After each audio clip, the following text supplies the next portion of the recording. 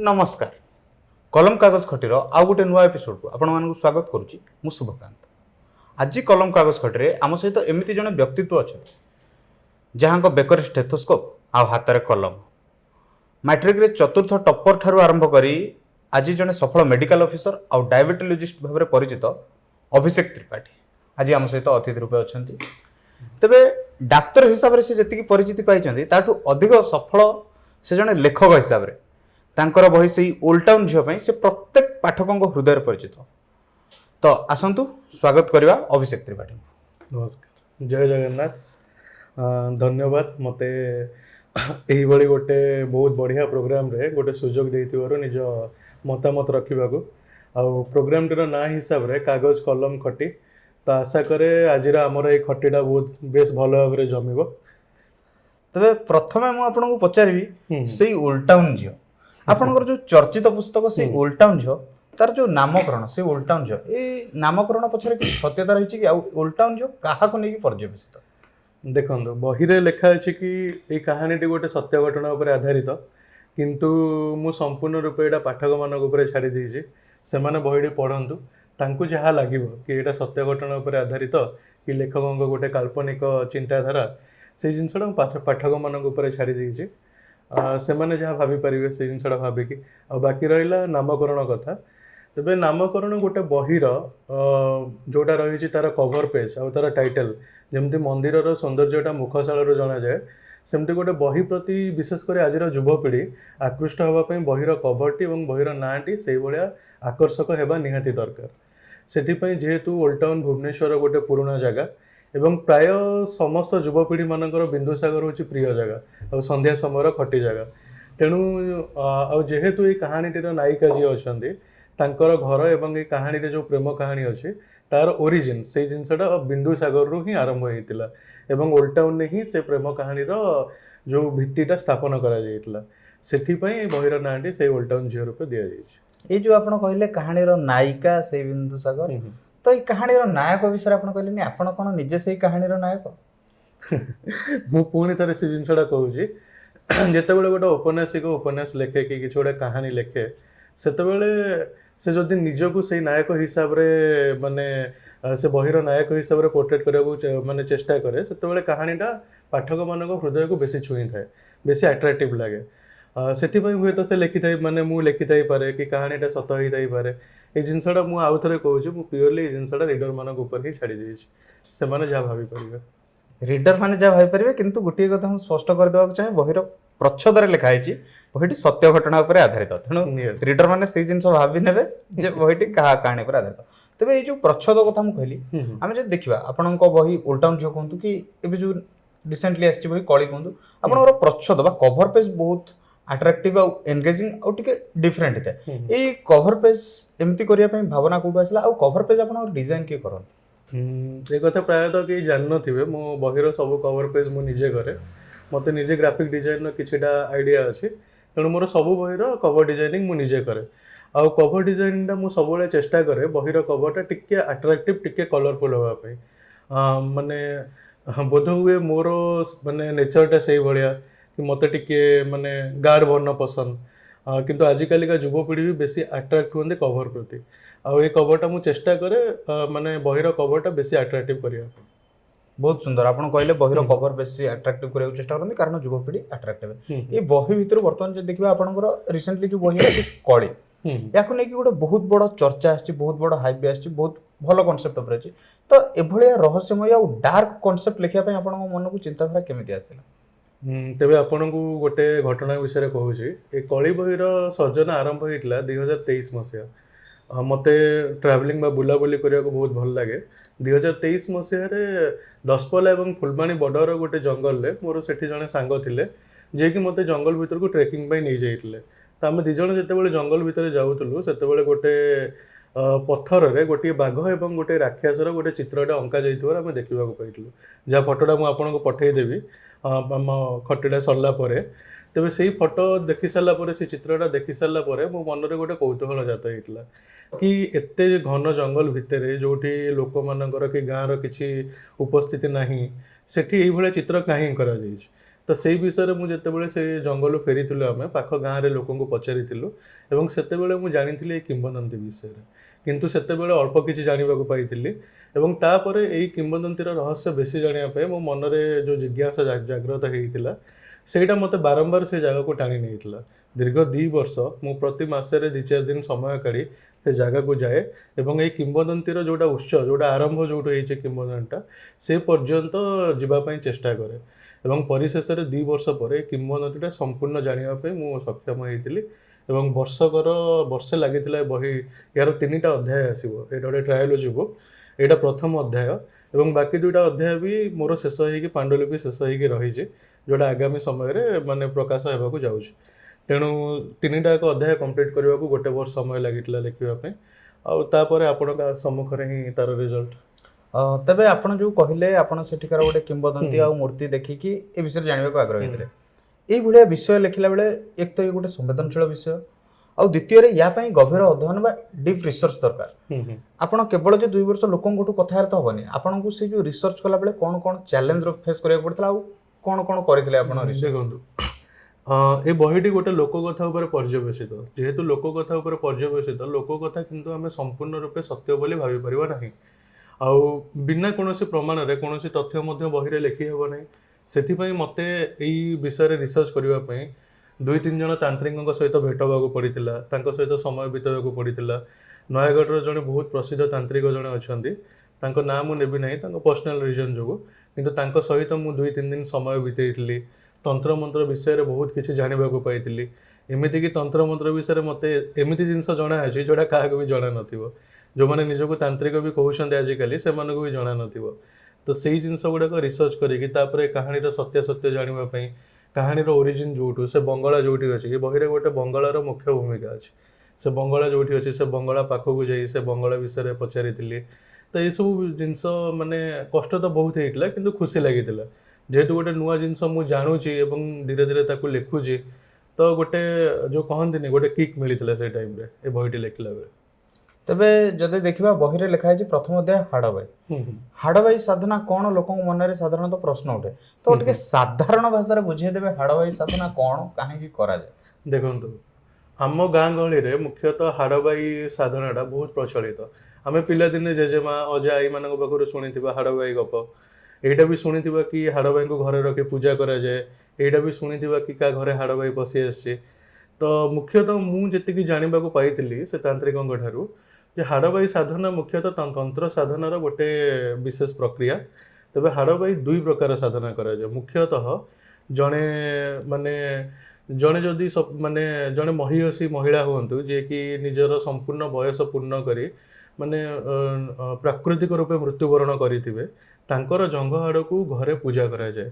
ତାଙ୍କୁ ଗୋଟେ ବିଶେଷ ପ୍ରକ୍ରିୟା ଦ୍ୱାରା, ତନ୍ତ୍ର ପ୍ରକ୍ରିୟା ଦ୍ୱାରା ସାଧନା କରି ପୂଜା କରାଯାଏ, ଯାହାଙ୍କୁ ମା ହାଡ଼ବାଇ ରୂପେ ଅଭିହିତ କରାଯାଏ। ତେବେ ସେଇ ମା ହାଡ଼ବାଇଙ୍କୁ ଘରେ ପୂଜା କଲେ ସିଏ କ'ଣ କରନ୍ତି ନା ଆମର ଉନ୍ନତି ଏବଂ ଆମର ସମସ୍ତ ପ୍ରକାର ପ୍ରକ୍ରିୟାରେ ସାହାଯ୍ୟ କରନ୍ତି ଏବଂ ଘରର ଧନ ସମ୍ପତ୍ତି ହେଉ କି ପ୍ରାଚୁର୍ଯ୍ୟ ହେଉ ତାର ବୃଦ୍ଧି ଘଟାନ୍ତି। କିନ୍ତୁ ବେଳେବେଳେ କ'ଣ ହୁଏ, ଯେଉଁମାନଙ୍କର ଅପ୍ରାକୃତିକ ମୃତ୍ୟୁ ଘଟେ, ବିଶେଷ କରି କୁଆଁରୀ କନ୍ୟା ବା ଆସନ୍ନ ପ୍ରସବା, ଯିଏକି ଛୁଆ ଜନ୍ମ କରିବା ପୂର୍ବରୁ ହିଁ ମରିଯାଆନ୍ତି, ସେମାନଙ୍କର ଆତ୍ମା କ'ଣ ହୁଏ ନା ବେଳେବେଳେ ଅତୃପ୍ତ ହେଇ ଘୁରି ବୁଲୁଥାଏ।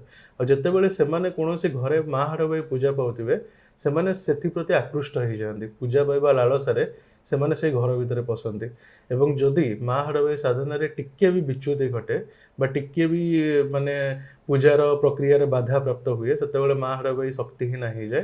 ସେ ତାର ସୁଯୋଗ ନେଇ ମା ହାଡ଼ବାଇର ରୂପ ନେଇ ସେ ଘରେ ରହିବା ଆରମ୍ଭ କରନ୍ତି। ଆଉ ସେ ତାନ୍ତ୍ରିକଙ୍କ କହିବା ଅନୁସାରେ ଯେକୌଣସି ପିଶାଚ ବା ଭୂତପ୍ରେତ ଭିତରେ ସ୍ତ୍ରୀ ହାଡ଼ବାଇ, ଯେଉଁଟାକୁ ଆମେ କହୁ କୁଆଁରୀ କନ୍ୟା ବା ଆସନ୍ନ ପ୍ରସବ, ତାକୁ ସ୍ତ୍ରୀ ହାଡ଼ବାଇ ରୂପେ କୁହାଯାଏ, ସେଇ ଆତ୍ମାଟା ସବୁଠାରୁ ବେଶୀ କ୍ଷତିକାରକ।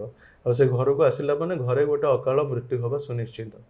ଏଇଟା ହେଉଛି ହାଡ଼ବାଇ ସାଧନାର ମାନେ ତାର ଜିଷ୍ଟ, ଯେଉଁଟାକି ମୁଁ ଆପଣଙ୍କୁ ସରଳ ଭାଷାରେ ବୁଝାଇ କହିଦେଲି।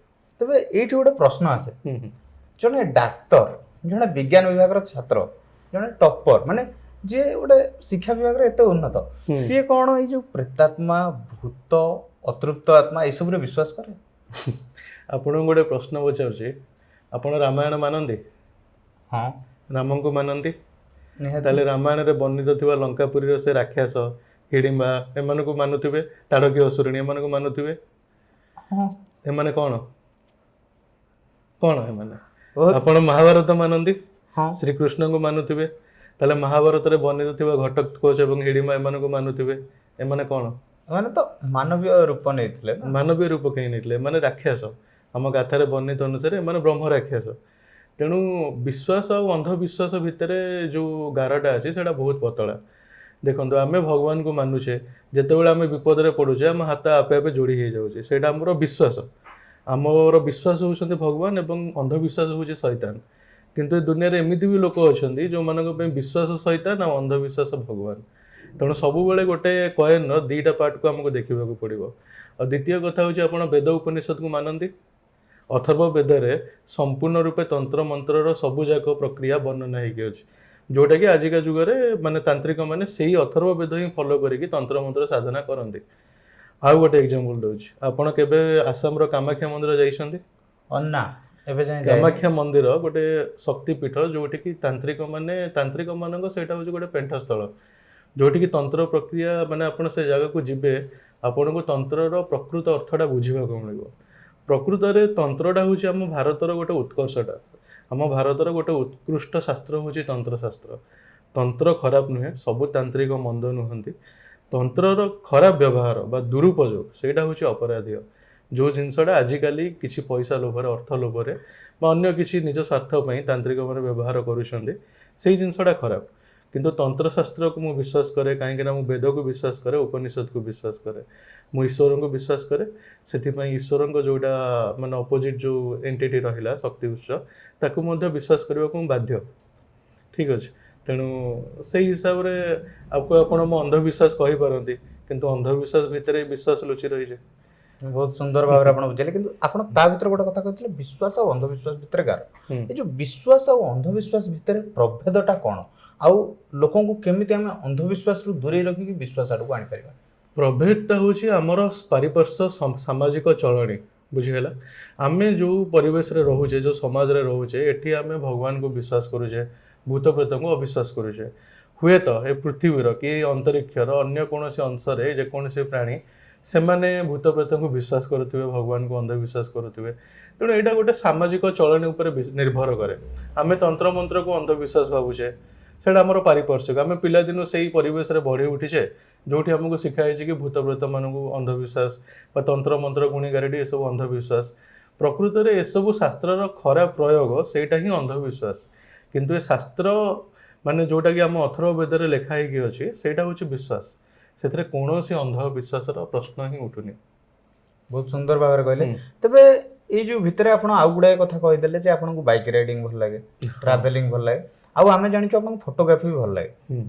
ଗୋଟେ ସରକାରୀ ଡାକ୍ତର ପକ୍ଷରେ ଏସବୁ ସଉକ ପାଇଁ କେତେବେଳେ ସମୟ ବାହାର କରେ? ସେଇଟା ତ କହିହେବନି, ଯେହେତୁ ସରକାରୀ କ୍ଷେତ୍ରରେ ଅଛି, ତ ସମୟ ବାହାର କରିବାକୁ ପଡ଼େ। ଆକ୍ଚୁଆଲି ସରକାରଙ୍କ ତରଫରୁ ଆମକୁ 15 ଦିନର ଗୋଟେ ସିଏଲ୍ ମିଳେ। ସେଇ ସିଏଲ୍ ଭିତରେ ହିଁ ମୁଁ ମୋର ନିଜ ସଉକଟା ପୁରା କରେ ଟ୍ରାଭେଲିଂର। ମୋତେ ମୁଖ୍ୟତଃ ବାଇକ୍ ରାଇଡିଂ ବହୁତ ପସନ୍ଦ, ଆଉ ମୁଁ ଯୁଆଡ଼େ ବି ଯାଏ ଚେଷ୍ଟା କରେ ବାଇକ୍ରେ ଯିବା ପାଇଁ। ଆଉ ମୋର ସ୍କୁଲ ସମୟରୁ କିଛି ଜଣ ସାଙ୍ଗ ଅଛନ୍ତି ଯେଉଁମାନେ ବହୁତ କ୍ଲୋଜ୍ ସାଙ୍ଗ ମୋର, ଆମେ ସବୁବେଳେ ମିଶିକି ହିଁ ଆମେମାନେ ହିଁ ଯାଉ, ଆଉ ବାଇକ୍ରେ ହିଁ ଯାଉ। ତ ସେଇଟା ଭଲ ଲାଗେ ମୋତେ। ଏଇ ଯୋଉ କହିଲେ ଆପଣ ବାଇକ୍ରେ ଯାଆନ୍ତି, ରାତିରେ ବି ଆପଣ ବାଇକ୍ରେ ଯାଆନ୍ତି? ନିଶ୍ଚୟ, ରାତିରେ। ତେବେ କେବେ ବାଇକ୍ ରାଇଡିଂ କଲାବେଳେ ଅଶରୀରୀ ବା ଆତ୍ମାର ସାମ୍ନା କରିବାକୁ ପଡ଼ିଛି କି? ନା ନା, ଅଶରୀରୀ ସାମ୍ନା କରିବାକୁ ତ ପଡ଼ିନି, କିନ୍ତୁ ଗୋଟେ ଫନି ଇନସିଡେଣ୍ଟ ଯେଉଁଟା ମୋ ସହିତ ହେଇଥିଲା, ଜାଗା ଆଠମଲ୍ଲିକ, ସେଠି ଜଙ୍ଗଲ ଭିତରେ ଗୋଟେ ରିସୋର୍ଟକୁ ଆମେ ରାତିରେ ଫେରୁଥାଉ ଡିନର୍ କରିସାରି। ରାତି ପ୍ରାୟ 11ଟା ହେବ, ଜଙ୍ଗଲିଆ ରାସ୍ତା, ଗାଁ ଗହଳି କି ଲୋକ କିଛି କାହାର ଉପସ୍ଥିତି ନଥାଏ, ମାନେ ଝିପଝିପ ବର୍ଷା ହେଉଥାଏ। ଆମେ 2 ଜଣ ଯାଉଥିଲୁ ବାଇକ୍ରେ। ତ ସେଇ ସମୟରେ ମାନେ ରାସ୍ତା ମଝିରେ ଗୋଟେ ମଶାଣି ପଡ଼ିଥିଲା, ଆଉ ସେଇ ମଶାଣିରେ ଗୋଟେ ଜୁଇ ଜଳୁଥିଲା। ମୁଖ୍ୟତଃ ଆମ ହିନ୍ଦୁ ରୀତିନୀତି ଅନୁସାରେ ଗୋଟେ ଜୁଇ ଜଳିଲା ବେଳେ ତାକୁ ଛାଡ଼ିକି କେହି ଯାଆନ୍ତିନି, କିନ୍ତୁ ସେଠି କୌଣସି ବି ଲୋକ ନଥିଲେ।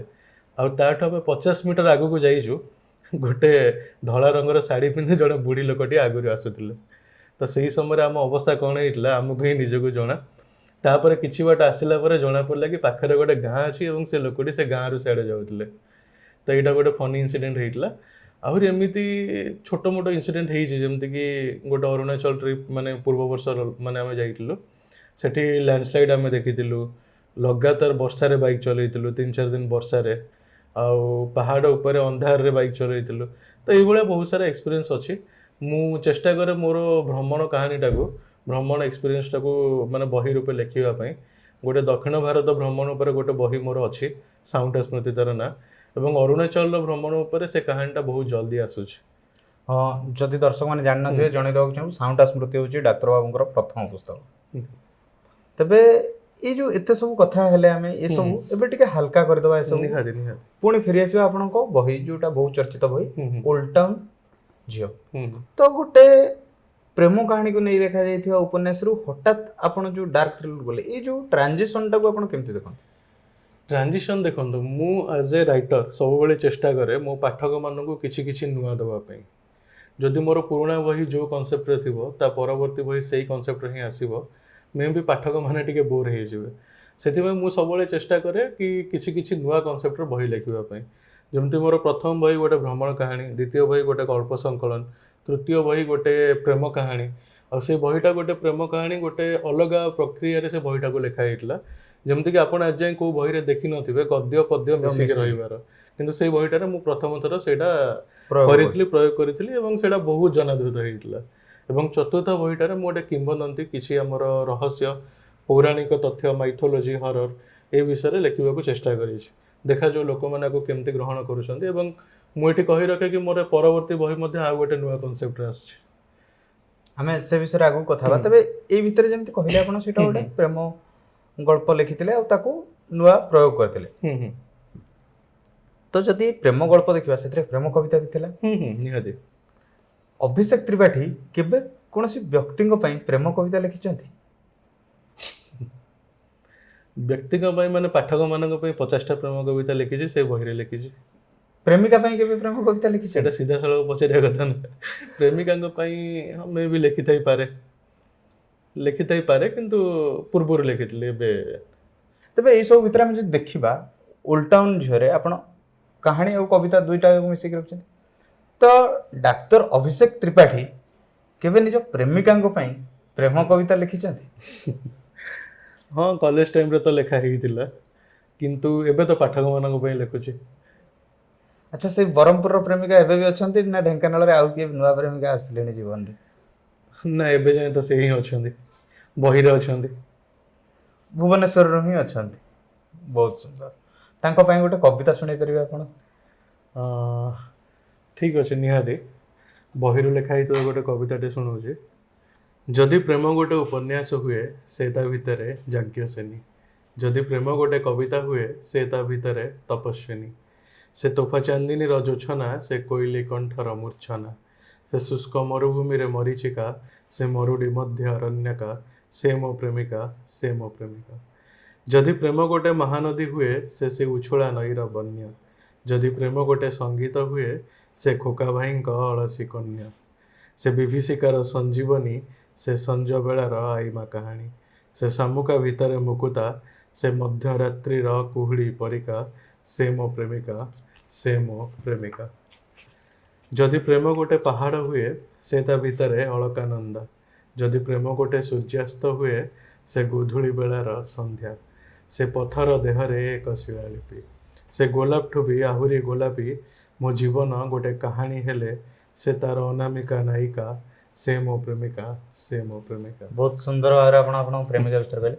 ତେବେ ଆପଣଙ୍କ ବହିରେ ଗୋଟେ ଲାଇନ୍ ଅଛି, ସବୁ ପ୍ରେମର ଅନ୍ତ କ'ଣ ହାତ ଗଣ୍ଠି? କିଛି ପ୍ରେମର ଅନ୍ତ ହାତ ପାହାନ୍ତାରେ, ଲୁହ ଆଉ ଲହୁରେ। ତେବେ ଯଦି ଏହାକୁ ସତ୍ୟ ଘଟଣା ବୋଲି ଆମେ ଭାବିବା, ଆପଣ କହିଛନ୍ତି ପାଠକଙ୍କ ଉପରେ ହାତ ଛାଡ଼ିଦେବେ, ମୋତେ ପାଠ କୁହନ୍ତୁ, ତାହେଲେ ଆପଣଙ୍କ ପ୍ରେମ କ'ଣ ହାତ ଗଣ୍ଠି ଯାଏଁ ପହଞ୍ଚିବନି? ଯେଉଁମାନେ ବହି ପଢ଼ିଛନ୍ତି ସେମାନେ ଜାଣିଛନ୍ତି, ପ୍ରେମଟା ଯାହାର ବି ପ୍ରେମ ହଉ ହାତ ଗଣ୍ଠି ଯାଏଁ ପହଞ୍ଚି ପାରିନି। ସେଥିପାଇଁ ତ ବହିର କଭର ଉପରେ ତାର ଟ୍ୟାଗଲାଇନ୍ଟା ସେ ହିଁ ଅଛି କି ସବୁ ପ୍ରେମର ଅନ୍ତ ହାତ ଗଣ୍ଠି ନୁହେଁ, କିଛି ପ୍ରେମର ଅନ୍ତ ହାତ ପାହାନ୍ତାରେ, ଲୁହ ଆଉ ଲହୁରେ ହୁଏ।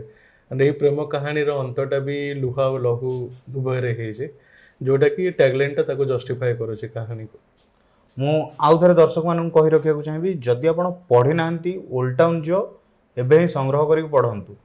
ଏଇଟା କେବଳ ଜନାଦୃତ ନୁହେଁ, ଗୋଟେ ପ୍ରେମକୁ ଆପଣ ଏକ ଅଦ୍ଭୁତ ଦୃଷ୍ଟିରେ ବା ଗୋଟେ ଭିନ୍ନ ଦୃଷ୍ଟିରେ ଦେଖିବା ପାଇଁ ଯଦି ଚାହୁଁଛନ୍ତି, ତାହେଲେ ସେଇ ଓଲ୍ଡ ଟାଉନ୍ ଝିଅ ବହିଟି ନିଶ୍ଚୟ ଥରେ ପଢ଼ନ୍ତୁ।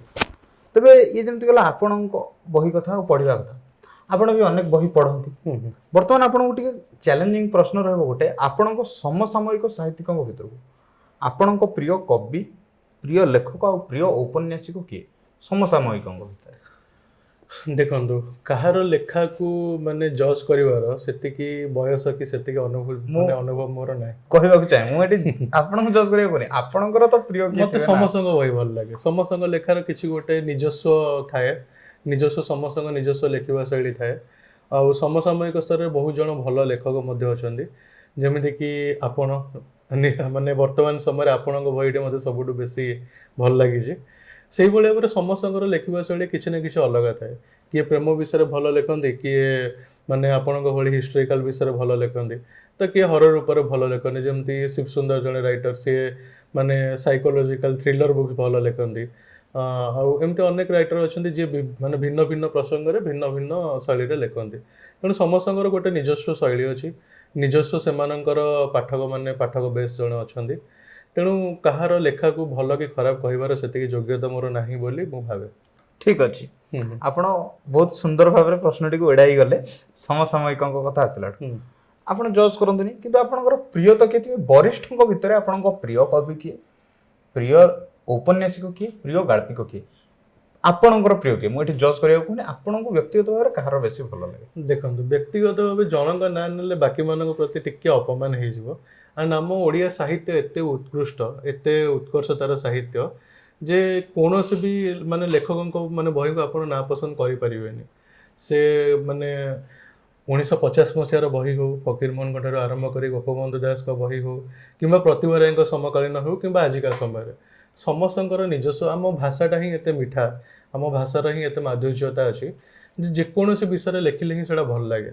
ଯେକୌଣସି ପ୍ରେମ ବିଷୟରେ ହଉ କି ଯେକୌଣସି ପ୍ରସଙ୍ଗରେ ଲେଖିଲେ ତାର ଗୋଟେ ନିଜସ୍ୱ ମାନେ ନିଜସ୍ୱ ଗୋଟେ ମାନେ ମାଦକତା ଥାଏ, ଯୋଉଟାକି ଭଲ ଲାଗେ, ପ୍ରତ୍ୟେକ ପାଠକଙ୍କୁ ଭଲ ଲାଗେ।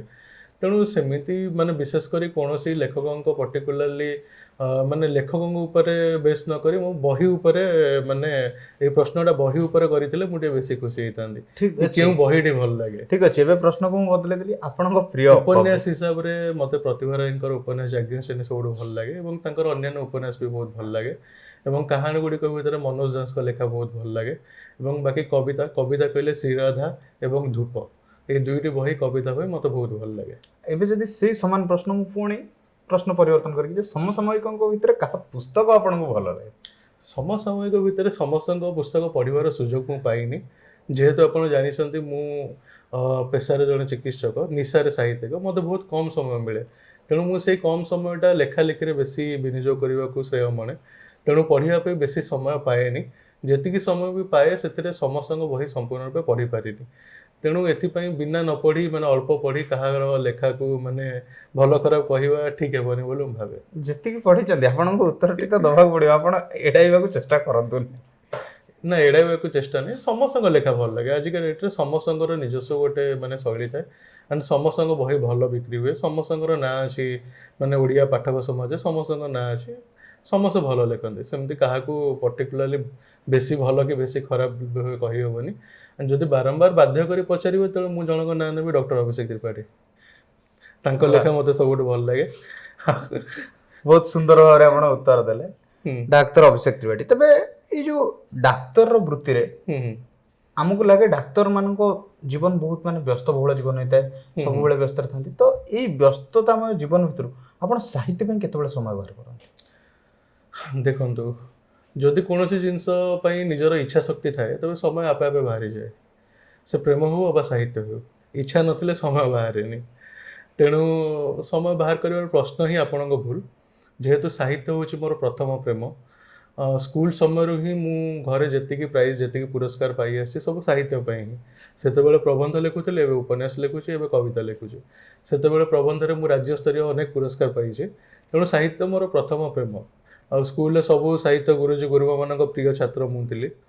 ତେଣୁ ଚିକିତ୍ସା ବିଜ୍ଞାନ ବା ଅନ୍ୟ ଯେକୌଣସି ବିଷୟ ପରି ଯେତେ ସୁନ୍ଦରୀ ପ୍ରେମିକା ଆସିଲେ ବି ପ୍ରଥମ ପ୍ରେମକୁ କ'ଣ ଭୁଲି ହେବ? ହଁ, ମୁଁ ଦର୍ଶକମାନଙ୍କୁ ଜଣାଇବାକୁ ଚାହିଁବି, ଅଭିଷେକ 8 ଥରରୁ ଅଧିକ ଥର ରାଜ୍ୟସ୍ତରୀୟ ପ୍ରବନ୍ଧ ପୁରସ୍କାର ପାଇଛନ୍ତି, ଏବଂ ବିଗତ ବର୍ଷ ମଧ୍ୟ ସେ ଢେଙ୍କାନାଳ ସାହିତ୍ୟିକ ପୁରସ୍କାର ପାଇଛନ୍ତି। ଏମିତି ଅନେକ ପୁରସ୍କାର ପାଇଛନ୍ତି ତାଙ୍କ ପୁସ୍ତକ ପାଇଁ।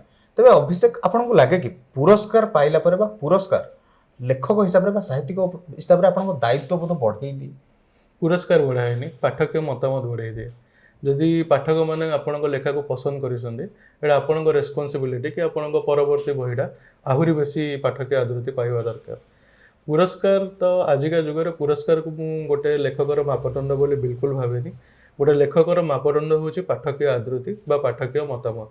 କେତେଜଣ ପାଠକ ତାର ଲେଖାଟାକୁ ପସନ୍ଦ କରୁଛନ୍ତି, ତା ଲେଖାଟା କେତେଜଣ ମାନେ ତା ଲେଖାକୁ ନିଜ ଜୀବନରେ ଉପଯୋଗ କରୁଛନ୍ତି ବା ତା ଲେଖା ଉପରେ ଅନୁପ୍ରାଣିତ ହେଉଛନ୍ତି, ସେଇଟା ଗୋଟେ ପାଠକର ପ୍ରକୃତ ମୂଲ୍ୟାଙ୍କନ।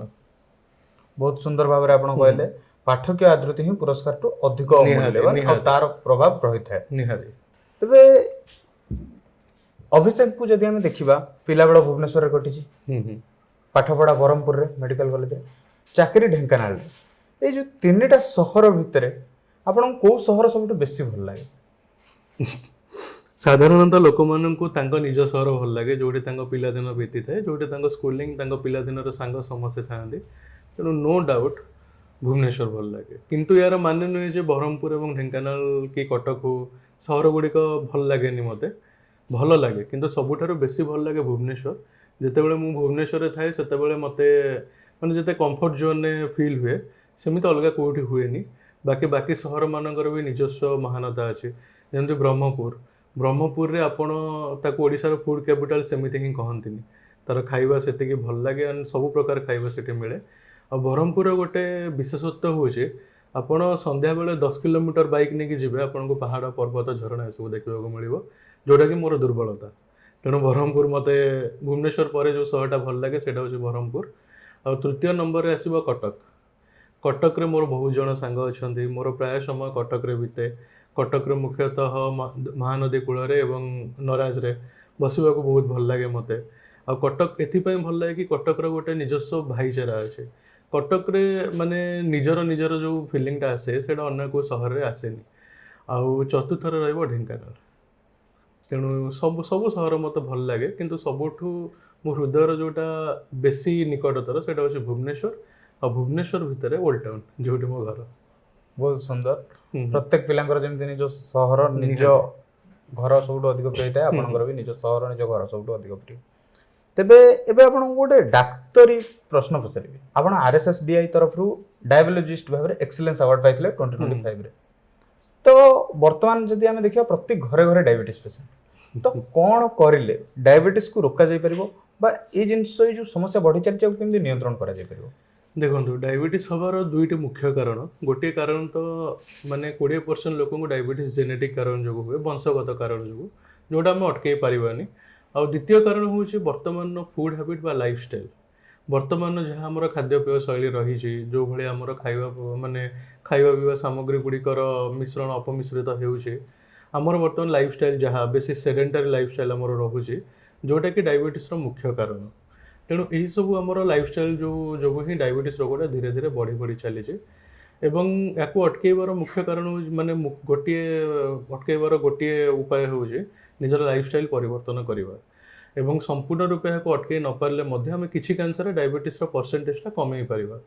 ଏବଂ ଏବେ ତ ଡାଇବେଟିସ୍ର ମେଡ଼ିସିନ୍ ଉପରେ ରିସର୍ଚ୍ଚ ଚାଲିଛି, ନୂଆ ମେଡ଼ିସିନ୍ ଆସୁଛି, ଯେଉଁଟାକି ଡାଇବେଟିସ୍ଟାକୁ ସମ୍ପୂର୍ଣ୍ଣ ରୂପେ ଠିକ୍ କରିଦେବାକୁ ବି ସକ୍ଷମ, ଯାହା ଉପରେ ରିସର୍ଚ୍ଚ ବର୍ତ୍ତମାନ ଚାଲିଛି। ଦେଖାଯାଉ କ'ଣ ହେଉଛି ଆଗକୁ। ତେବେ ଏ ତ ଆପଣଙ୍କ ପେସାକୁ ନେଇକି ଗୋଟେ ପ୍ରଶ୍ନ ଥିଲା। ଆଉ ଗୋଟେ ପ୍ରଶ୍ନ ମୁଁ ଆପଣଙ୍କୁ ଭାବୁଥିଲି ଆରମ୍ଭରେ ପଚାରିବି ନାହିଁ, କିନ୍ତୁ ଏବେ ଭାବୁଛି ନାହିଁ, ଆପଣଙ୍କୁ ବି ପଚାରିବା ଠିକ୍ ରହିବ। ସାହିତ୍ୟକୁ କେବଳ ନିଶା ନ କରି ସାହିତ୍ୟକୁ ପେଶା କରି ଜୀବନ ବଞ୍ଚି ହେବ କି? ଉତ୍ତରଟି ହେଉଛି, ଓଡ଼ିଆ ସାହିତ୍ୟକୁ ଯଦି ଆମେ ବିଶେଷ ଭାବେ ଦେଖିବା, ଉତ୍ତର ନା। ବହୁତ ଜଣଙ୍କୁ ଖରାପ ଲାଗିଲେ ବି ଉତ୍ତର ହେଉଛି ନା। କାହିଁକିନା ଓଡ଼ିଆ ସାହିତ୍ୟରେ ଆମର ଯେଉଁ ରୟାଲ୍ଟି ନାମକ ଜିନିଷଟି, ଶବ୍ଦଟି ଓଡ଼ିଆ ସାହିତ୍ୟରେ ଆଗରୁ ନଥିଲା କହିଲେ ଚଳେ। ଏବେ ମଧ୍ୟ ପ୍ରାୟ ଜାଗାରେ ଏ ଶବ୍ଦଟି ନାହିଁ। ତେଣୁ ଆପଣ ଯିଏ ବି ଲେଖାଲେଖି କରନ୍ତି, ଯିଏ କେବଳ ଲେଖାଲେଖି କରନ୍ତି, ଆପଣ ତାଙ୍କୁ ପଚାରି ପାରନ୍ତି, ସେମାନେ ମୁକ୍ତ କଣ୍ଠରେ କହିବେ ଆମକୁ ଲେଖାଲେଖିରୁ ବା ସାହିତ୍ୟରୁ ଟଙ୍କାଟିଏ ବି ମିଳୁନାହିଁ, ଯେଉଁଟାକି ସତ। ତେଣୁ ଓଡ଼ିଆ ସାହିତ୍ୟରେ ବିଶେଷ କରି କେବଳ ସାହିତ୍ୟକୁ ପେଶା କରି ବଞ୍ଚି ହେବ ନାହିଁ। ଉଦାହରଣ ମୁଁ ନିଜେ, ମୋତେ ସାହିତ୍ୟ ପିଲାଦିନୁ ଭଲ ଲାଗେ, କିନ୍ତୁ ମୋତେ ମଝିରେ 5 ବର୍ଷ ସାହିତ୍ୟ ଠାରୁ ଦୂରେଇ ରହିବାକୁ ପଡ଼ିଥିଲା। ତାର କାରଣ ହେଉଛି ନିଜ କ୍ୟାରିୟର ଏବଂ ଫ୍ୟାମିଲି। ଯେହେତୁ ମଧ୍ୟବିତ୍ତ ପରିବାରର ବଡ଼ ପୁଅ, ତେଣୁ ପ୍ରଥମେ ଆଗ ନିଜର କ୍ୟାରିୟରକୁ ସେଟଲ୍ କରିବା ପାଇଁ ପଡ଼ିଥିଲା। ସେଥିପାଇଁ ମୋତେ ସାହିତ୍ୟକୁ ନିଜଠାରୁ 5 ବର୍ଷ ଦୂରେଇ ଦେବାକୁ ପଡ଼ିଥିଲା। ମୁଖ୍ୟତଃ 2021ରୁ 2025 ଏହି ସମୟରେ ମୁଁ ନିଜ କ୍ୟାରିୟର ଉପରେ ଫୋକସ୍ କରିଥିଲି। ଆଣ୍ଡ ତାପରେ ୱାନ୍ସ ମାନେ ସମାଜରେ ଏଷ୍ଟାବ୍ଲିଶ୍ ହେଇସାରିଲା ପରେ ପୁଣି ଥରେ ସାହିତ୍ୟ ଯାତ୍ରା ଆରମ୍ଭ କରିଥିଲି ଆର ବର୍ଷ ଜୁନ୍ ମାସ ସମୟରୁ। ତେଣୁ ଆପଣଙ୍କ ପ୍ରଶ୍ନର ଉତ୍ତର ମାନେ ବାଧ୍ୟ ହେଇ ମନ ଦୁଃଖ ଥିଲେ ମଧ୍ୟ ମୁଁ ନା ରୂପେ ଉତ୍ତର ଦେବି। ବହୁତ ସୁନ୍ଦର ଭାବରେ ଆପଣ କହିଲେ ଯେ ସାହିତ୍ୟ ବିଶେଷ କରିକି ଓଡ଼ିଆ ସାହିତ୍ୟକୁ ପେଶା କରିହେବ ନାହିଁ। ତେବେ ବର୍ତ୍ତମାନ ସମୟରେ ଯଦି ଦେଖିବା ଆମେ ଅନେକ ଓଡ଼ିଆ ଯୁବକ ସାହିତ୍ୟ କ୍ଷେତ୍ରରେ ସେ ଆଗକୁ କାମ କରୁଛନ୍ତି, ସେମାନଙ୍କୁ ଆପଣ ଗୋଟେ ବଡ଼ ଭାଇ ହିସାବରେ ବା ମେଣ୍ଟର ହିସାବରେ କ'ଣ ସଜେସନ୍ସ ଦେବାକୁ ଚାହିଁବେ? ଦେଖନ୍ତୁ, ଯେଉଁମାନେ ମୋ ଠାରୁ ସାନ ସେମାନଙ୍କୁ ମୁଁ କେବଳ ସଜେସନ୍ ଦେଇପାରିବି। ଯେଉଁମାନେ ମୋଠୁ ବୟସରେ ବଡ଼ ତାଙ୍କୁ ହୁଏତ କିଛି ଉପଦେଶ ବା ସଜେସନ୍ ଦେବାର ମୋର ଯୋଗ୍ୟତା ନାହିଁ ବୋଲି ମୁଁ ଭାବେ। ତେବେ ସାନମାନଙ୍କୁ କେବଳ ଏତିକି କଥା କହିବି ଯେ ନିଜ କର୍ମ କରିଚାଲନ୍ତୁ, ନିଜେ ଲେଖି ଚାଲନ୍ତୁ। ଅନ୍ୟମାନଙ୍କ ସମାଲୋଚନା, ଅନ୍ୟମାନଙ୍କ ପ୍ରଶଂସା ବା ଯେକୌଣସି ମିଛ ପ୍ରଶଂସା କି ସତ ସମାଲୋଚନା ଏସବୁକୁ ମାନେ ଧରନ୍ତୁ ନାହିଁ। ଏସବୁକୁ ଗୋଟେ କାନରେ ବସେଇକି ଆର କାନରେ ବାହାର କରନ୍ତୁ। କାରଣ ଆପଣ ଯଦି ନିଜ କର୍ମ କରି ଚାଲିଥିବେ, ଠିକ୍ ଭାବେ ଲେଖି ଚାଲୁଥିବେ, ଆଜି ଯିଏ ଆପଣଙ୍କ ସମାଲୋଚନା କରୁଛି କାଲି ସିଏ ଆପଣଙ୍କ ପ୍ରଶଂସା କରିବ। ଆଜି ଯିଏ ଆପଣଙ୍କ ପ୍ରଶଂସା କରୁଛି ଆପଣ ଯଦି ଭଲ ନ ଲେଖିବେ କାଲି ସିଏ ଆପଣଙ୍କ ନିନ୍ଦା କରିବ। ତେଣୁ ପ୍ରଥମେ ନିଜ ଉପରେ ଧ୍ୟାନ ଦିଅନ୍ତୁ। ସବୁବେଳେ ଚେଷ୍ଟା କରନ୍ତୁ ନିଜ ପୂର୍ବ ଲେଖାଠୁ ପର ଲେଖାଟା କେମିତି ଆହୁରି ଭଲ ହଉ। ଅନ୍ୟମାନଙ୍କ ସହିତ ନିଜର କମ୍ପେୟାର କରନ୍ତୁନି କି ଏମିତି ଲେଖୁଛି ମୁଁ ସେମିତି ଲେଖିବି, ଇଏ କରିବି ସେ କରିବି, କି ଅନ୍ୟମାନଙ୍କ ଲେଖାକୁ ବି ଚୋରି କରନ୍ତୁ ନାହିଁ, କପି କରନ୍ତୁ ନାହିଁ। ନିଜସ୍ୱ ଲେଖନ୍ତୁ। ନିଜର ଲେଖାଠୁ ନିଜ ଲେଖାକୁ ହିଁ ନିଜ ସହିତ କମ୍ପେୟାର କରନ୍ତୁ ପୂର୍ବ ଲେଖାକୁ, ଏବଂ ନିଜର କର୍ମ କରି ଆଗକୁ ବଢ଼ି ଚାଲନ୍ତୁ। ଯେତେ ପାରୁଛନ୍ତି ଲେଖି ଚାଲନ୍ତୁ ଏବଂ ପଢ଼ି ଚାଲନ୍ତୁ ଓଡ଼ିଆ ସାହିତ୍ୟକୁ। ସେତିକି ହିଁ ବାସ୍ କହିବି। ତେବେ ଏଇ ଯେମିତି ଆପଣ କହିଲେ ଯେଉଁମାନେ ଆସୁଛନ୍ତି ନୂଆ ସେମାନଙ୍କୁ ପଢ଼ିବା ଦରକାର, ଓଡ଼ିଆ ସାହିତ୍ୟ ଆଗକୁ ଯିବା ଦରକାର। କିନ୍ତୁ ଏଇ କିଛି ସମୟ ଆଗରୁ ଆମେ ଯେତେବେଳେ କଥା ହେଉଥିଲେ ଆପଣ କହିଥିଲେ ସାହିତ୍ୟକୁ ପେଶା କରିହେବନି, କିନ୍ତୁ ଆପଣ ବର୍ତ୍ତମାନ ଜଣେ ସଫଳ ସାହିତ୍ୟିକ। ତ ଆପଣ ସଫଳ ନୁହେଁ, ସଫଳ ହେବା ପାଇଁ ତ ଆହୁରି ବହୁତ ବର୍ଷ ବାକି ଅଛି। ହୁଏତ ମାନେ ଶେଷ ପର୍ଯ୍ୟନ୍ତ ବି ମୁଁ ସଫଳ ନିଜକୁ କହିପାରିବିନି। ସାହିତ୍ୟ ଯାତ୍ରା ଚାଲିଛି, ତେଣୁ ସଫଳ ୱାର୍ଡଟା ୟୁଜ୍ କରନ୍ତୁନି। ତ ଅନ୍ୟ ଦୃଷ୍ଟିରେ କହିଲେ ଆପଣ ପାଠକୀୟ ଆଦୃତି ଲାଭ କରିଥିବା ଜଣେ ସାହିତ୍ୟିକ। ତ ବର୍ତ୍ତମାନ ଯେଉଁମାନେ ଆସୁଛନ୍ତି ସାହିତ୍ୟିକଙ୍କ ପାଇଁ ବା ପେଶା କରିବା ପାଇଁ ସାହିତ୍ୟରୁ ଅର୍ଥ ଉପାର୍ଜନ କେମିତି କରିହେବ, ୟାକୁ ନେଇ ଆପଣଙ୍କ ମତାମତ କ'ଣ ରହିବ? ଦେଖନ୍ତୁ, ଯିଏ ସାହିତ୍ୟିକ, ଯିଏ ଗୋଟେ ବହି ଲେଖେ, ତାକୁ ନିଜ ବହିର ରୟାଲିଟି 200% ମିଳିବା ଦରକାର। ଏଇ ଜିନିଷଟା ମୁଁ ମୁକ୍ତ କଣ୍ଠରେ କହିବି ଯେ ଗୋଟେ ଲେଖକ ନିଜ ବହି ବିକ୍ରିର ସିଂହଭାଗ ବା ସବୁଠୁ ମେଜରିଟି ମାନେ ଭାଗଟା ସିଏ ହିଁ ପାଇବା ଦରକାର। ଯେଉଁ ସିଷ୍ଟମଟା ଓଡ଼ିଶାରେ ପ୍ରାୟ ନଥିଲା, କିନ୍ତୁ ମୁଁ ଯେଉଁଠାରେ ବହି ପ୍ରକାଶ କରୁଛି ଓଡ଼ି ବୁକ୍ସ ପବ୍ଲିକେସନ୍, ସେଠି ମୋତେ ମାନେ ମୁଁ ମୁକ୍ତ କଣ୍ଠରେ କହିପାରିବି ମୋତେ ବହି ବିକ୍ରିର ସିଂହଭାଗ ମିଳୁଛି। ମେଜର ପାର୍ଟଟା ମୋତେ ଆଜ ଏ ରୟାଲିଟି ମିଳୁଛି, ଯେଉଁଟାକି ମୋତେ ଏକେ ମିଶ୍ର ବୁକ୍ ଷ୍ଟୋରରୁ, ଯେଉଁଠି ଯିଏକି ମୋର ମାନେ ଅଲ୍ ଓଭର ଓଡ଼ିଶା ଡିଷ୍ଟ୍ରିବ୍ୟୁଟର ଅଛନ୍ତି, ତାଙ୍କ ପାଖରୁ ମୋତେ ଚେକ୍ ଆକାରରେ ମିଳିଯାଉଛି। ଆଉ ଯେଉଁମାନଙ୍କୁ ଜାଣିବାକୁ ଚାହୁଁଛନ୍ତି ଯେଉଁମାନେ କି କେତେ ରୟାଲିଟି ମିଳୁଛି, ଆପଣ ଏକେ ମିଶ୍ର ସହିତ କଣ୍ଟାକ୍ଟ କରିପାରିବେ। ଆଉ ମୋ ମତରେ ଓଡ଼ିଶାର ପ୍ରତ୍ୟେକ ଲେଖକମାନଙ୍କୁ ଏହିଭଳି ଭାବେ ନିଜ ବହିର ମେଜର ପାର୍ଟଟା ରୟାଲିଟି ହିସାବରେ ମିଳିବା ଦରକାର। ଆଉ ପ୍ରତ୍ୟେକ ଲେଖକଙ୍କୁ ତାଙ୍କ ବହି କେତେ ଖଣ୍ଡ ବିକ୍ରି ହେଉଛି, କେଉଁଠି ବିକ୍ରି ହେଉଛି ଏବଂ କେମିତି ବିକ୍ରି ହେଉଛି, ଏବଂ ସେ ବିକ୍ରିରୁ କେତେ ଟଙ୍କା ଆୟ ହେଉଛି ଏବଂ ସେଥିରୁ କେତେ ଭାଗ ତାଙ୍କୁ ମିଳୁଛି, ସେଇ ବିଷୟରେ ସବିଶେଷ ତଥ୍ୟ ତାଙ୍କ ବହି ଆଜୀବନ ତାଙ୍କୁ ମିଳିବାର ବ୍ୟବସ୍ଥା ରହିବା ଦରକାର। ଏହିଭଳି ବ୍ୟବସ୍ଥା ହେଲେ ଗୋଟେ ମାନେ ଲେଖକଟିଏ ସାହିତ୍ୟକୁ ନିଜର ପେଶା ହିସାବରେ ବ୍ୟବହାର କରିପାରିବ ବା ନିଜର ପେଶା ହିସାବରେ ସାହିତ୍ୟକୁ ନେଇ ବଞ୍ଚିପାରିବ। କିନ୍ତୁ ବର୍ତ୍ତମାନ ସମୟରେ ଦୁଃଖର ବିଷୟ ସେମିତି ବ୍ୟବସ୍ଥା ଆମ ସାହିତ୍ୟ ଜଗତରେ ନାହିଁ। କାଁ ଭାଁ କେବଳ କିଛି ପ୍ରକାଶକ ଏହି ବ୍ୟବସ୍ଥା କରୁଛନ୍ତି, ଅନ୍ୟମାନେ କରୁନାହାନ୍ତି। ତେଣୁ ମୋ ମତରେ ଓଡ଼ିଆ ସାହିତ୍ୟକୁ ଆଗକୁ ନେବାକୁ ହେଲେ ଲେଖକମାନଙ୍କୁ ବଞ୍ଚି ରହିବାକୁ ପଡ଼ିବ, ଓ ଲେଖକମାନଙ୍କୁ ବଞ୍ଚାଇ ରଖିବାକୁ ହେଲେ ଲେଖକମାନଙ୍କୁ ନିଜ ବହିର ଉଚିତ ସମ୍ମାନ ଏବଂ ପ୍ରାପ୍ୟ ମିଳିବା ନିହାତି ଦରକାର।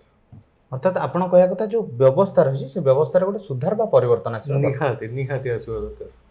ତ ଏତେ ସବୁ ଭିତରେ ଆମେ ବହୁତ ବିଷୟ କଥା ହେଲେଣି। ଏବେ ଗୋଟେ ସାହିତ୍ୟ କ୍ଷେତ୍ରରେ କାମ କରୁଥିବା ବ୍ୟକ୍ତି ହିସାବରେ ମୋର ବି ଉତ୍କଣ୍ଠା ରହିଛି ଆପଣଙ୍କ ଭଳି ସାହିତ୍ୟିକଙ୍କ ଭବିଷ୍ୟତ ପ୍ରୋଜେକ୍ଟ ବିଷୟରେ ଜାଣିବା ପାଇଁ। ଆପଣଙ୍କ ପାଠକ ଆଉ ଦର୍ଶକ ସମସ୍ତଙ୍କ ମନରେ ଉତ୍କଣ୍ଠା ରହିଛି। ତେବେ ଅଭିଷେକ ତ୍ରିପାଠୀଙ୍କର ଆଗକୁ କ'ଣ କ'ଣ ନୂଆ ପ୍ରୋଜେକ୍ଟ ଆସୁଛି ସାହିତ୍ୟ କ୍ଷେତ୍ରରେ? ପ୍ରୋଜେକ୍ଟ ପ୍ରଥମ କଥା ତ ହେଉଛି କଳିର ପାର୍ଟ 2 ପାର୍ଟ 3। ସେଇଟା ମାନେ ଆର ବର୍ଷ କଳିର ପାର୍ଟ 2 ଆସିବ, ଚାପ୍ଟର 2, ଏବଂ ତା ପର ବର୍ଷ ଚାପ୍ଟର 3। ଏବଂ ବର୍ତ୍ତମାନ କିଛି ବର୍ଷ ପାଇଁ ମୁଁ ପ୍ରତିବର୍ଷ 2ଟି ବହି ପ୍ରକାଶ କରିବାର ଯୋଜନା ରଖିଛି। ଗୋଟିଏ ବହି ଏଇ ମାନେ ଏପ୍ରିଲ ଆଉ ମେ ସମୟରେ, ଆଉ ଗୋଟିଏ ବହି ଡିସେମ୍ବର ମାସରେ। ତେଣୁ ଏବେ ଯେହେତୁ କଳିର ପ୍ରଥମ ପାର୍ଟ ଆସିଲା ଗୋଟେ ମାଇଥୋଲୋଜିକାଲ ହରର, ନେକ୍ସଟ ବହିଟି ଗୋଟେ ମାନେ ଭିନ୍ନ ଏକ ଧରଣର ବହି କରିବା ପାଇଁ ମୁଁ ସ୍ଥିର କରିଛି, ଯୋଉଟା ତ ମୁଁ ଖୋଲିକି କହିପାରିବିନି ଆପଣଙ୍କୁ। ଏତିକି ପ୍ରତିଶ୍ରୁତି ଦେଇପାରି ପାଠକଙ୍କୁ, ଏଭଳି ଷ୍ଟାଇଲର ବହି ବା ଏଇଭଳି ମାନେ ଧରଣର ବହି ସେମାନେ ଆଗରୁ କେବେ ବି ନା ଓଡ଼ିଆ ନା ଇଂରାଜୀ କୌଣସି ଭାଷାରେ ପଢ଼ିନଥିବେ କି ଦେଖିନଥିବେ।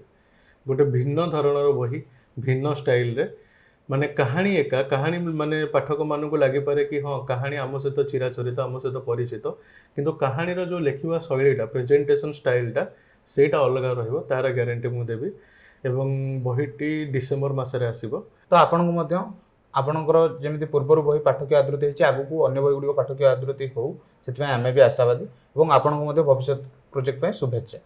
ଜଣେ ଡାକ୍ତର ଆଉ ସାହିତ୍ୟକୁ ଛାଡ଼ିଦେଲେ ଅଭିଷେକ ତ୍ରିପାଠୀ ନିଜକୁ ଗୋଟିଏ ଧାଡ଼ିରେ କ'ଣ ବୋଲି ବର୍ଣ୍ଣନା କରିବେ? ଗୋଟେ ବାକ୍ୟରେ କହିଲେ ଜଣେ ଭଲ ମଣିଷ ହବାକୁ ଚେଷ୍ଟା କରୁଥିବା ଲୋକଟିଏ। ତେବେ ଏବେ ଆସିଯିବା ଆମେ ଆମ ପଡକାଷ୍ଟର ଶେଷ ପର୍ଯ୍ୟାୟ, ରାପିଡ୍ ଫାୟାର ରାଉଣ୍ଡ। ଆରେ ବାପରେ। ଏଥିରେ ମୁଁ ଆପଣଙ୍କୁ କିଛି ପବ୍ଲିକେସନ ହାଉସର ନାଁ କହିବି, ଆପଣ ତାକୁ ରେଟ୍ ଦେବେ, 5ରୁ କେତେ ରେଟିଂ ଦେବେ। କିଛି ଲେଖକଙ୍କ ନାଁ କହିବି, କିଛି ସମସାମୟିକ ସାହିତ୍ୟିକଙ୍କ ନାଁ କହିବି, ଆପଣଙ୍କୁ ତାକୁ ରେଟିଂ ଦେବାର ଅଛି। ପ୍ରଥମେ ପବ୍ଲିକେସନ ହାଉସରୁ ଆରମ୍ଭ କରିବା। ପେନିନ୍ ବୁକ୍ସ 5ରୁ 4। Time pass 4। ବର୍ଷା ପବ୍ଲିକେସନ 4। ଆଦିତ୍ୟ ଭାରତ 4। ଓଡି ବୁକ୍ସ 4.5। 4.5। ବହୁତ ବଢ଼ିଆ। ଏବେ ଆସିଯିବା କିଛି ସମସାମୟିକ ସାହିତ୍ୟିକଙ୍କ ନାଁ କହିବି ମୁଁ ଆପଣଙ୍କୁ। ପ୍ରଥମେ ସୁବ୍ରତ କୁମାର ସେନାପତି 5/5। ବହୁତ ବଢ଼ିଆ ଲେଖନ୍ତି ଭାଇ। ସ୍ୱରୂପ ନାୟକ ତାଙ୍କ ବହି ମୁଁ ପଢ଼ିନି, କ୍ଷମା କରିବେ ସେଥିପାଇଁ, ସୁଯୋଗ ମିଳିନି ପଢ଼ିବା ପାଇଁ। ତାଙ୍କ ବହି ପଢ଼ି ଏତିକି ଶୁଣିଛି ଯେ ସେ ପାଠକମାନଙ୍କ ଦ୍ୱାରା ବହୁତ ଆଦୃତ, ବହୁତ ପାଠକ ତାଙ୍କ ବହିକୁ ଭଲ ପାଆନ୍ତି। କିନ୍ତୁ ମୋତେ ଯେହେତୁ କ୍ରାଇମ୍ ଥ୍ରିଲର ଏତେ ପସନ୍ଦ ନୁହେଁ, ତେଣୁ ମୁଁ ତାଙ୍କ ବହି ପଢ଼ିବାର ସୁଯୋଗ ପାଇନି। ପଢ଼ିବି ନିଶ୍ଚୟ ଏବଂ ପଢ଼ିକି ଆପଣଙ୍କୁ ଜଣେଇବି। କିନ୍ତୁ ଜଣେ ମଣିଷ ହିସାବରେ ସେ ବହୁତ ଭଲ ଲୋକ, ତେଣୁ ଜଣେ ମଣିଷ ହିସାବରେ 5/5। ସୁମିତ ପଣ୍ଡା ତାଙ୍କ କବିତା ପ୍ରେଜେଣ୍ଟେସନ ଷ୍ଟାଇଲ, ତାଙ୍କ ଗଜଲ ଗୁଡ଼ିକ ବହୁତ ବଢ଼ିଆ ଲାଗେ, 4.5/5। ତୃପ୍ତି ରଞ୍ଜନ ଦାସ ତାଙ୍କର ବି କବିତା ଏବଂ ଗଜଲ ଏବଂ ଷ୍ଟେଜ୍ ପ୍ରେଜେନ୍ସ ବହୁତ ବଢ଼ିଆ, ବହୁତ ସୁନ୍ଦର ଭାବେ ସେ କବିତା ଗୁଡ଼ିକୁ ରିପ୍ରେଜେଣ୍ଟ କରନ୍ତି, 4.5/5। ବିଶ୍ୱ ମହାପାତ୍ର ପାଠକମାନେ ତାଙ୍କୁ ବହୁତ ମାନେ ଆକ୍ସେପ୍ଟାନ୍ସ ଦେଇଛନ୍ତି ଏବଂ ତାଙ୍କ ବହି ଗୁଡ଼ିକ ବି ବହୁତ ମାନେ ଜନାଦୃତ ହେଇଛି। ବହୁତ ଭଲ ବ୍ୟକ୍ତି ବି ସିଏ, ବ୍ୟକ୍ତି ବିଶେଷ ହିସାବରେ, 4.5/5। କଳ୍କି କୃଷ୍ଣ ତାଙ୍କୁ ପର୍ସନାଲି ମୁଁ ଜାଣିନି କି ତାଙ୍କ ବହି ପଢ଼ିନି, କିନ୍ତୁ ଆଜ ଏ ପୋଡକାଷ୍ଟର ବହୁତ ଭଲ ଭାବେ ସିଏ ମାନେ ପୋଡକାଷ୍ଟ ତାଙ୍କର ଦେଖେ, ବହୁତ ଭଲ ଭାବେ ସେ କୋଶ୍ଚିନ୍ ଗୁଡ଼ିକ ପଚାରନ୍ତି ଏବଂ ତାଙ୍କର ବି ସ୍କ୍ରିନ୍ ପ୍ରେଜେନ୍ସ ବହୁତ ସୁନ୍ଦର ରହିଛି, 4.5/5। ସ୍ନିଗ୍ଧା ତ୍ରିପାଠୀ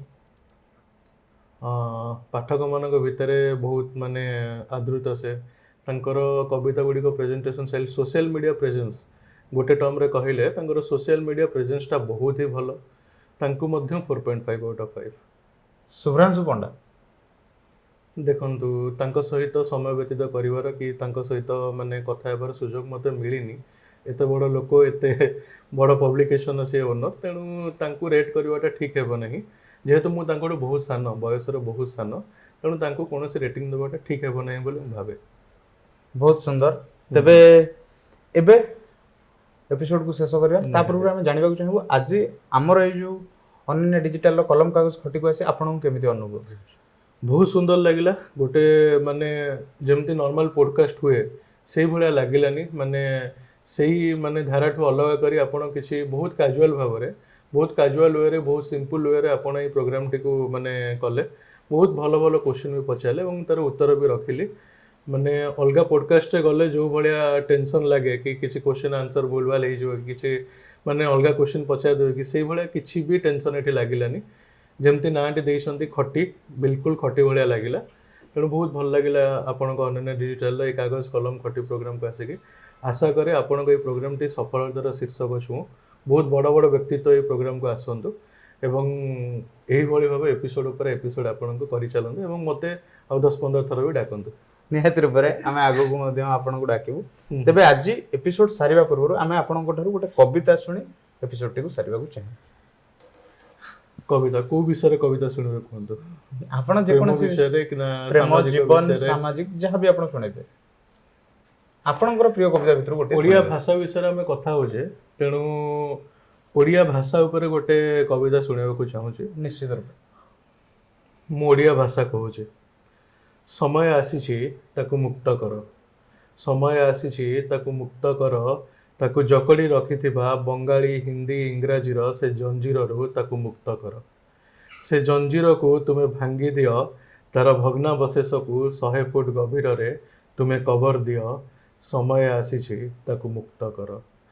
ହଟେଇ ଦିଅ ଆଜି କାହିଁ କେତେ ବର୍ଷରୁ ମୋ ଭାଷାକୁ ଗୋଲାମ କରି ରଖିଥିବା ପାଶ୍ଚାତ୍ୟ ସଭ୍ୟତାର ସେ ବେଲଗାମ ହୁକୁମତ। ସେ ହୁକୁମତକୁ ତୁମେ ସମାଧି ଦିଅ ଅତଳ ସାଗର ଗର୍ଭରେ। ଉଠିବାକୁ ଦିଅ ତାକୁ, ପାଇବାକୁ ଦିଅ ମୋ ଭାଷାକୁ ସ୍ୱତନ୍ତ୍ରତାର ପରିଚୟ। ସମୟ ଆସିଛି ତାକୁ ମୁକ୍ତ କର। ସମୟ ଆସିଛି। ଆଧୁନିକ ତାଳରେ ତାକୁ ଆମେ ଉପହାର ଦେଇଥିବା ସେ ଅପଭ୍ରଂଶର ଅନ୍ଧାରୀ କାରାଗାରରୁ ତାକୁ ସ୍ୱତନ୍ତ୍ର କର। ତାକୁ ଆତ୍ମସ୍ୱାଭିମାନର ସକାଳ ଦେଖାଅ। ସମୟ ଆସିଛି ତାକୁ ମୁକ୍ତ କର। ଆରେ ସେ ପାଶ୍ଚାତ୍ୟ ସଭ୍ୟତାରେ କଳଙ୍କି ଲାଗିପାରେ, ହେଲେ କେବେ ସୁନାରେ କଳଙ୍କି ଲାଗିବାର ଦେଖିଛ? ସ୍ୱର୍ଣ୍ଣିମ ମୋ ଭାଷା, ସ୍ୱର୍ଣ୍ଣିମ ତାର ଇତିହାସ।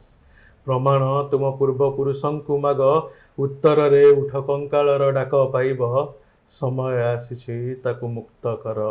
ସେ ମୋ ଭାଷା ଓଡ଼ିଆ କହୁଛି, ସମୟ ଆସିଛି ତାକୁ ମୁକ୍ତ କର। ବହୁତ ସୁନ୍ଦର କବିତା ଆପଣ ଓଡ଼ିଆ ଭାଷାକୁ ନେଇକି ଲେଖିଲେ। ତେବେ ଦର୍ଶକ ବନ୍ଧୁ, ବାସ୍ତବରେ ଡକ୍ଟର ଅଭିଷେକ ତ୍ରିପାଠୀଙ୍କ ସହିତ ଆଲୋଚନା ଆଜି ରୋମାଞ୍ଚକ ଆଉ ଚିନ୍ତାଧାରାକୁ ଖୋରାକ ଯୋଗାଇବା ଭଳି ଥିଲା। ବିଜ୍ଞାନ ଓ ରହସ୍ୟବାଦ ପରି ଦୁଇଟି ବିପରୀତ ମେରୁକୁ ସେ ଯେପରି ତାଙ୍କ ସାହିତ୍ୟ ମାଧ୍ୟମରେ ସମନ୍ୱୟ ରକ୍ଷା କରିଛନ୍ତି, ତାହା ସତରେ ପ୍ରଶଂସନୀୟ। ତେବେ ଆଜି ତାଙ୍କ ବହୁମୂଲ୍ୟ ସମୟରୁ ଆମକୁ କିଛି ମୂଲ୍ୟ ଦେଇଥିବାରୁ ଡକ୍ଟର ତ୍ରିପାଠୀଙ୍କୁ ଧନ୍ୟବାଦ। ଓଡ଼ିଶାର କିମ୍ବଦନ୍ତୀ ତଥା ଲୋକକଥା ଉପରେ ଆଧାରିତ ତ୍ରିପାଠୀଙ୍କ ପୁସ୍ତକ କଳି ପ୍ରଥମ ଭାଗ ଯଦି ଆପଣ ପଢ଼ି ନାହାନ୍ତି, ତେବେ ଆଜି ହିଁ ନିକଟସ୍ଥ ବୁକ୍ ଷ୍ଟୋର ଆଉ ଆମାଜନରୁ ସଂଗ୍ରହ କରି ପଢ଼ନ୍ତୁ। ଆମେ ପ୍ରତ୍ୟେକ ସପ୍ତାହରେ ଏମିତି ଜଣେ ଜଣେ ନୂଆ ସାହିତ୍ୟିକଙ୍କୁ କଲମ କାଗଜ ଖଟିରେ ଆପଣଙ୍କ ପାଖରେ ଭେଟି ଦେଉଛୁ। ଏମିତି ନୂଆ ନୂଆ ସାହିତ୍ୟିକଙ୍କ ଅକୁହା କଥା ଜାଣିବା ପାଇଁ ଆମ ସହିତ ଯୋଡ଼ି ହେଇକି ରହିଥାନ୍ତୁ। ଯଦି ଆପଣଙ୍କୁ ଆଜିର ଭିଡ଼ିଓ ଭଲ ଲାଗିଲା, ଭିଡ଼ିଓକୁ ଲାଇକ୍ କରନ୍ତୁ। ଭିଡ଼ିଓକୁ ନେଇ କୌଣସି ସଜେସନ୍ସ ଫିଡ଼ବ୍ୟାକ୍ ଅଛି କମେଣ୍ଟ ବକ୍ସରେ ଜଣାନ୍ତୁ। ଆଉ ଏହି ଭିଡ଼ିଓକୁ ସେୟାର କରିକି ସମସ୍ତଙ୍କ ପାଖରେ ପହଞ୍ଚାନ୍ତୁ, ତାକି ଓଡ଼ିଆ ସାହିତ୍ୟିକ ଏବଂ ଓଡ଼ିଆ ସାହିତ୍ୟ ପ୍ରତ୍ୟେକଙ୍କ ପାଖରେ ପହଞ୍ଚୁ। ଆଜି ପାଇଁ ଏତିକି, ରହିଲି, ନମସ୍କାର। ନମସ୍କାର।